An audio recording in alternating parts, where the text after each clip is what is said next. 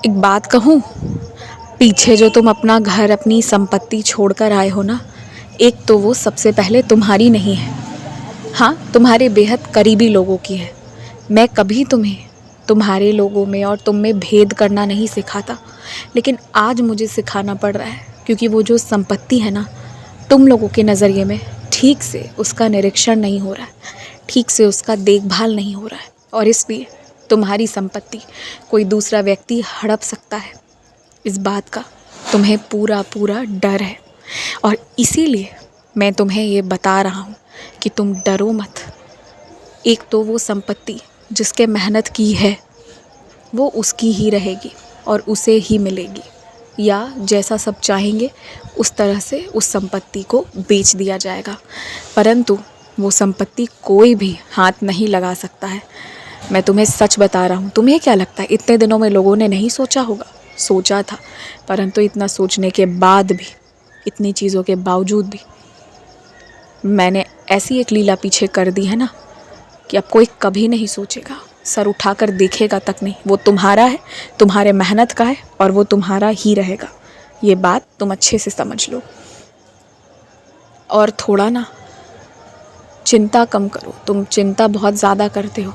तुम्हारे अंदर इतनी क्षमता है ना कि अगर सब भूल कर केवल अभी 1-2 साल अपनी ज़िंदगी को बस समय दे दोगे ना, तो भविष्य में तुम्हारे लिए कुछ भी पाना, कुछ भी हासिल करना मुश्किल नहीं है।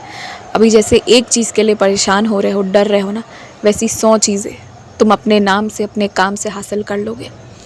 इतना आशीर्वाद, इतनी क्षमता तक पहुंचने का आशीर्वाद देकर मैंने तुम्हें भेजा है कि तुम बड़े हस्तियों में से एक हो सकते हो। पर वही बात है, मेहनत नहीं करोगे तो ये सृष्टि का नियम है।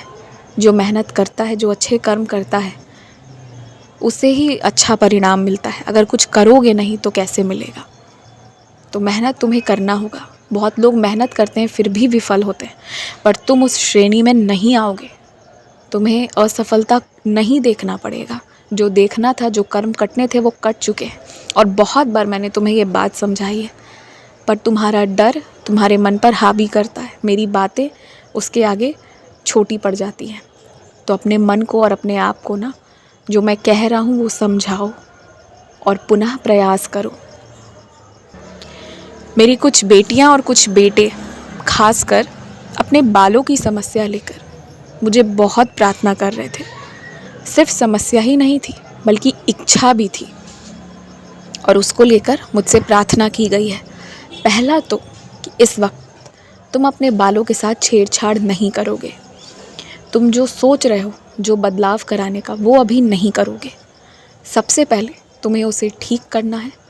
और एकदम से कोई चीज़ देखकर तुम्हारे मन में आ जाता है ना कि मुझे वो कराना है, उस तरह से बनना है, वैसा दिखना है, पर उसे ना थोड़ा समय दो। महीना, 2 महीना, 4 महीना, 5 महीना, क्योंकि तुम जिस चीज़ के बारे में सोच रहे हो ना, फिर वो पहचान तुम्हारे साथ आजीवन रहेगा। और क्या तुम उस तरह रह पाओगे? क्या कहीं ये क्षणिक तो नहीं है? तो ये अपने आप की विचार को जानने के लिए थोड़ा समय दो अपने आप को।